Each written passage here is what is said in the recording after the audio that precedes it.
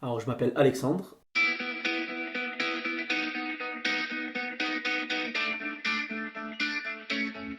Ce qui est marrant, c'est qu'en fait, mes parents m'ont appelé comme ça. Et c'est ma grand-mère qui a voulu que je m'appelle comme ça.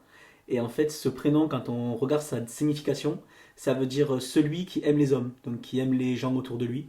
Et c'est exactement comme ça que je me décrirais en principale qualité, c'est que je suis quelqu'un de très altruiste. Je suis quelqu'un qui est capable de s'arrêter sur la route avec s'il voit qui est en panne, qui va donner à un SDF en sortant du magasin ou qui va lui demander s'il a besoin de quelque chose. Voilà. Je suis souvent aussi en retard à cause de ça parce que je vais aider quelqu'un avant de partir.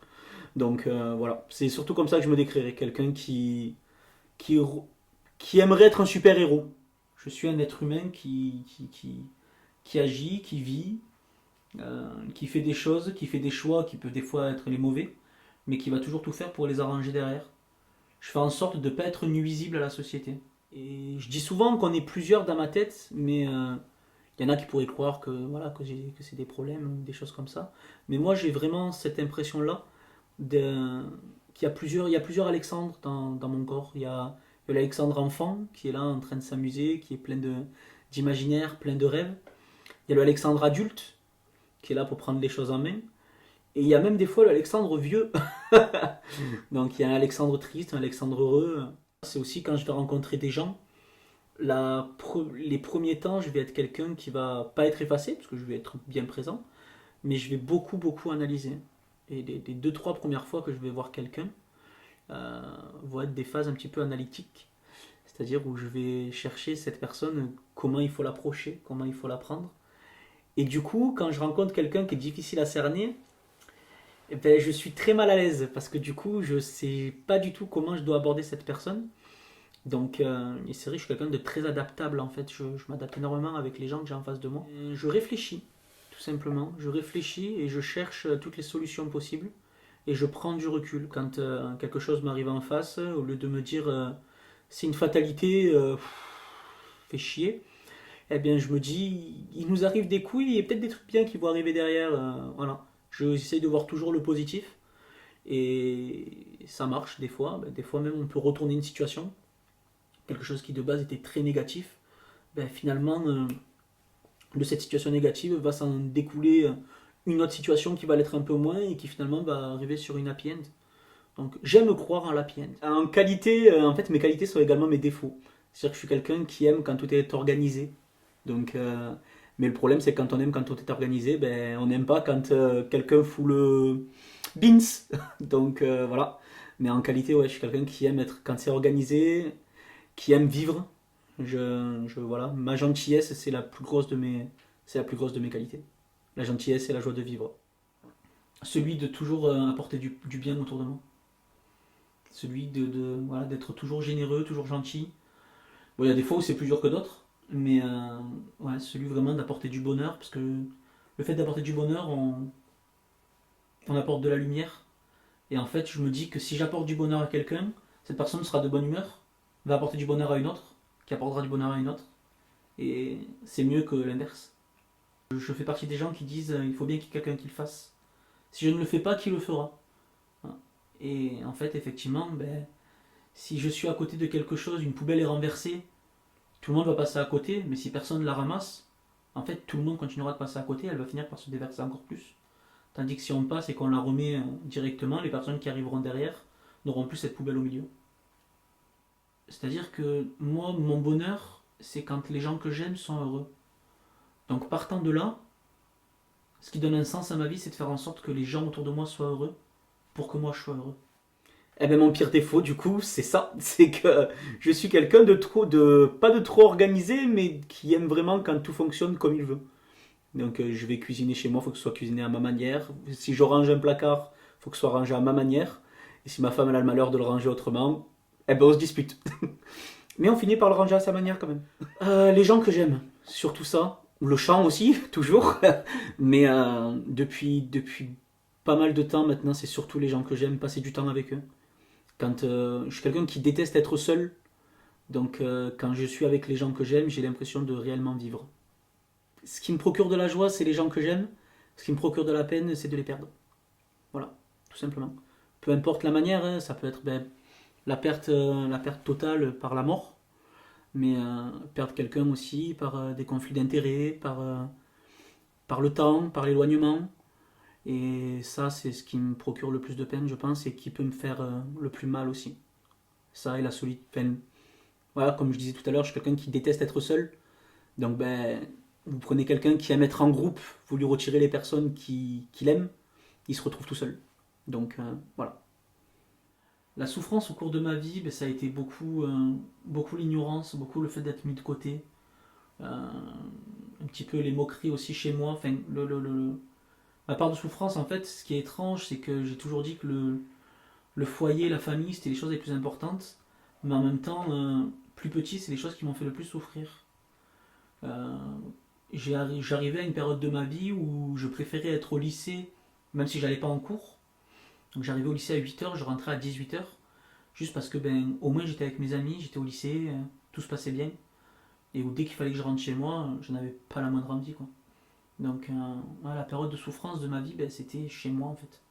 C'était pas une période, c'était plus un endroit. Ma plus grande peur, c'est bête, parce que j'ai que 27 ans, donc je suis quelqu'un d'assez jeune. Ma plus grande peur, depuis que je suis tout petit, c'est la peur d'être oublié. Peut-être dû à mon vécu, mais la peur d'être oublié, de me retrouver en fait plus tard, donc après ma mort ou des choses comme ça, et de rien avoir marqué, de ne pas avoir laissé mon empreinte dans ce monde, et que juste, ben, ce soit juste les personnes qui m'ont connu, qui se rappellent de moi, et qu'après, voilà, Alexandre qui, ben, vous savez, vous, ben, pas moi. Voilà. Donc c'est ma plus grande peur, c'est ça, c'est d'être oublié, de disparaître en fait, et comme si, voilà, comme si j'avais rien été, quoi. Quand les choses vont pas dans mon sens, je suis quelqu'un qui adore débattre, mais par contre, quand on débat, alors je vais peut-être revenir sur ce que j'ai dit, parce que c'est pas quand les choses vont pas dans mon sens, c'est quand les choses ne sont pas constructives plutôt. C'est-à-dire que je suis quelqu'un qui aime débattre avec les gens, j'aime beaucoup qu'on échange des points de vue, mais par contre, quand il n'y a aucune logique dans le débat ou que la personne en face va être contre-productive, ça par contre, ça peut me mettre en colère, et idem pour dans la vie de tous les jours, quand je vais travailler, des choses comme ça. Si la méthodologie qu'on m'impose n'a aucune logique, ça peut me mettre en colère parce que pour moi, ça n'a aucun sens. Les choses qui n'ont aucun sens ont le don de m'énerver. Le plus grand de mes regrets, c'est de ne pas avoir cherché à réellement percer dans la musique quand j'étais plus jeune. J'ai eu des occasions et, et en fait, ben, quand on est plus jeune, on pense à autre chose, on se dit j'aurai d'autres occasions. Et donc du coup, ben, je les ai loupés. Quand j'étais tout petit, mon grand-père me payait le conservatoire. Et à 7 ans, en sortant de l'école, on préfère aller jouer à la play plutôt qu'aller faire du solfège où en fait on sort de l'école, on retourne à l'école. Donc ça par exemple, c'est un de mes regrets. Enfin, voilà. Tous mes regrets ont toujours un rapport avec le monde artistique, le monde de la musique. Mais voilà, c'est cela mes plus grands regrets, c'est de ne pas avoir saisi les perches qu'on me tendait au bon moment. Et aujourd'hui, je rame pour essayer d'en trouver d'autres. Voilà. Alors, mes atouts physiques. Euh, je suis pas quelqu'un de très sportif, mais mes atouts physiques, je dirais que j'ai quand même assez de force, donc ça va, selon comment j'attrape les choses. Mais mes atouts sont surtout psychologiques. Je suis quelqu'un qui a énormément de mental, quelqu'un sur qui on peut compter, et j'ai les épaules. Bizarrement, c'est fou de dire que ben, mes épaules sont mon atout physique et mon atout psychologique, mais je suis quelqu'un qui a la tête sur les épaules, donc c'est-à-dire que je vais facilement encaisser. Je vais encaisser et je vais pouvoir encaisser, analyser et réutiliser les choses. La seule différence, c'est que, ben, comme tout, hein, aussi bien physiquement que mentalement, ça a des limites, donc au bout d'un moment, on n'arrive plus à encaisser. Et c'est vrai qu'on dit que là, j'y joue, j'ai que 27 ans, mais c'est vrai que là, j'y joue aussi bien physiquement que mentalement. J'ai beaucoup moins de mal maintenant à encaisser les coups, ou alors je vais un peu plus réagir qu'avant, quoi. Avant, je pouvais rester impassible face à quelqu'un qui me disait toutes sortes de choses, je pouvais rester totalement impassible. Là maintenant, c'est vrai que selon le sujet, il y a aussi des sujets qui se sont rajoutés, donc, mais selon le sujet, il y a des fois où je peux perdre un petit peu mon sang-froid. Mes faiblesses ben, physiques, ce sera un petit peu ben, mon endurance, mon physique tout simplement, comme je disais tout à l'heure. Je suis quelqu'un qui a pas un physique ingrat, mais parce que j'ai quand même l'avantage d'avoir, on m'a toujours dit des beaux yeux, mais je suis quelqu'un qui, voilà, j'aime manger, et à contrepartie, ben, je prends du poids. Mais c'est tout, c'est le seul réel complexe que j'ai qui parfois peut vraiment me gêner. Parce qu'après, je suis quelqu'un de très décomplexé. J'aime vivre avec les gens, Voilà, ça me dérange pas, entre amis même, de montrer mes fesses s'il le faut. Voilà. Et psychologique, ça peut être dès qu'on va toucher en fait à ma famille. Si on touche à ma famille directement, que ce soit sur le plan de la colère, enfin n'importe quelle émotion, je suis quelqu'un qui peut se mettre à fond. Vous faites rentrer mon père là maintenant en me faisant une surprise, je peux fondre en larmes et ne pas m'en remettre pendant une bonne demi-heure, quoi. J'essaye de prendre du temps pour moi, mais la plupart du temps en ce moment, je suis avec mon fils du coup quand je ne travaille pas. Que s'il y a ma femme qui ne travaille pas également, on essaye de rester en famille. Mais sinon, en général, je suis avec mon fils. Et quand mon fils dort, je vais écouter de la musique. Je suis quelqu'un qui est fan d'animation japonaise. Donc, je vais essayer de prendre un petit peu de temps pour moi, de me focaliser un petit peu sur mes plaisirs, jouer à la console, écouter de la musique, regarder des animés et voir des personnes qui me sont proches. Le chant, la musique et le chant, surtout le chant. Et je dirais même plus, avant c'était seulement chanter. Aujourd'hui c'est chanter sur scène. C'est une passion en fait, j'ai eu ma première vraie scène à l'âge de 11-12 ans. Parce que bon, après je chantais toujours dans les fêtes de famille, sur la table, sur la chaise, sur le banc, sur le toboggan, sur tout ce qui est possible et imaginable. Mais à l'âge de 11 ans, j'ai goûté à la scène. Et en fait, j'ai découvert un autre monde, un univers en fait qui est vraiment particulier où on est. Je disais au début que je suis celui qui voulait être un super héros. En fait, quand on est sur scène, on est ce super héros. On est le héros de sa propre histoire. Même des fois, c'est juste pendant une chanson, donc ça va être pendant 4 minutes, 4-5 minutes, peut-être moins. Mais pendant ces 4 minutes, on est le héros de notre histoire. On est mis en lumière, on est intouchable. Ce qui est quand même paradoxal parce que on dit toujours que sur scène, un artiste, il est mis à nu. Et on est mis à nu en étant intouchable. Et c'est ça en fait qui est magique. Donc moi, c'est vraiment ouais, ma passion, c'est chanter sur scène. Chanter sur scène, seul, à plusieurs, parce que j'ai aussi découvert le plaisir de chanter à plusieurs. Mais partager avec des gens de cette manière-là, on a un ressenti qui est décuplé parce qu'on envoie notre émotion, on envoie ce qu'on a à dire, mais on a aussi le ressenti des gens, l'atmosphère en fait qui va se changer. Enfin, quand on va chanter une chanson qui va bouger, qui va faire la fête, on va ressentir cette ambiance de fête. À l'inverse, quand on va chanter une chanson qui nous touche, où on va avoir beaucoup d'émotions, l'atmosphère de la salle va changer et on va ressentir l'émotion des gens. Ma famille, l'amour, c'est la chose qui est la plus inestimable. On peut pas quantifier on peut pas quantifier l'amour. On peut pas dire je te donne 10 amours. Voilà.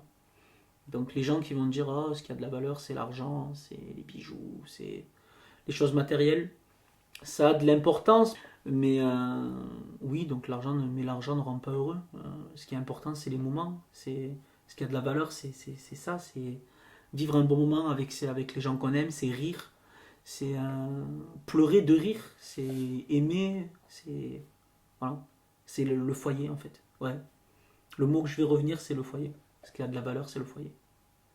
L'animation japonaise, et notamment Dragon Ball, c'est ce qui m'a apporté bizarrement la plupart de mes valeurs. Ne jamais renoncer, l'amitié, l'amour des parents, des proches, c'est ce qui est le plus important. Que peu importe l'adversité, on peut se relever en devenir plus fort. Que la gentillesse, ça apporte énormément. Qu'on peut réussir à transformer quelqu'un qui de base était mauvais en quelqu'un de gentil, rien qu'en étant compréhensif et gentil avec lui. Ça m'a apporté énormément. J'ai un message pour tous les parents qui sont un peu plus âgés que moi et qui du coup, plutôt de l'âge de mes parents en fait, qui ont toujours dit c'est de la bagarre, c'est violent. Il n'y a pas que ça dans les animés. C'est une partie, c'est ce qui nous fait un petit peu aimer quand on est jeune. Mais en grandissant, on redécouvre les œuvres et on découvre tous les messages qui sont cachés derrière. Il y a des messages qui sont très beaux, il y a des personnages qui sont très forts, que des fois on aura du mal même à retrouver dans des séries classiques ou des films. Donc c'est vraiment ça qui m'a énormément attiré là-dedans et qui attire de plus en plus de jeunes, car il y a de plus en plus de sujets en fait qui sont transformés en animation japonaise. Et, euh, et ça, c'est beau parce que ça permet en fait à beaucoup de gens de se retrouver. L'autodérision. J'aime beaucoup les personnes qui vont avoir de l'autodérision parce que quelqu'un qui va savoir rigoler de lui, on sait qu'il va pouvoir rigoler de tout. Parce que la chose en fait la plus dure de rigoler, c'est de se moquer de soi-même. Dès qu'on peut se moquer de soi-même, on sait que on peut se moquer de tout le reste. Voilà. Donc c'est vraiment la particularité que j'aime le plus chez les gens, c'est quelqu'un qui va pouvoir avoir de l'autodérision sur lui-même parce qu'on sait qu'on va passer un bon moment. Les monsieur je sais tout, les gens qui en fait peu importe les informations ou les faits que vous allez apporter, euh, ils auront raison. Voilà. Donc sans vous dire pourquoi, sans vous expliquer comment, mais ils vous diront que ce que vous dites c'est faux, ce que vous dites pardon c'est faux, et que eux ce qu'ils disent c'est vrai. Voilà. Et ces gens-là, pour moi, ils sont pas, ils apportent rien. Et en fait, ces personnes-là sont en totale opposition avec ma façon de voir la vie. Parce qu'ils se disent du coup, ben, s'ils savent tout, on n'a rien à leur apprendre. Donc ça veut dire qu'ils ont déjà atteint leur maximum. Donc pour moi, ça n'a aucune utilité en fait. C'est le but de la vie. Pour moi, la vie, c'est un chemin. C'est quelque chose où en fait, on va découvrir petit à petit. Je m'inspire beaucoup dans ma façon de vivre des philosophes de l'Antiquité. Notamment, ben, je parlais tout à l'heure de Platon, qui parlait en fait du monde des idées. Et en fait, dans son monde des idées, il disait qu'en gros, avant de vivre, avant d'arriver sur Terre, notre âme était dans le monde des idées, où en fait on connaissait tout, et on venait sur Terre au cours de notre vie pour retrouver toutes ces choses. Donc pour redécouvrir en fait toutes les choses que notre âme connaît, mais qu'on a oubliées. Voilà. Et pour moi, c'est une manière d'aborder la vie qui est exceptionnelle. Parce que ben, du coup, on va passer toute notre vie à découvrir des choses et à leur donner en fait, à donner de l'importance à chaque chose qu'on va voir. Chaque petit mouvement qu'on va apprendre à faire, chaque petit geste qu'on va découvrir, chaque fleur qu'on va voir dans le, chaque mot qu'on va apprendre, chaque moment. Et c'est pour ça en fait que les monsieur je sais tout, du coup, j'ai autant de mal avec eux parce que ben, je me dis si toi tu sais tout en fait, qu'est-ce que tu fais là?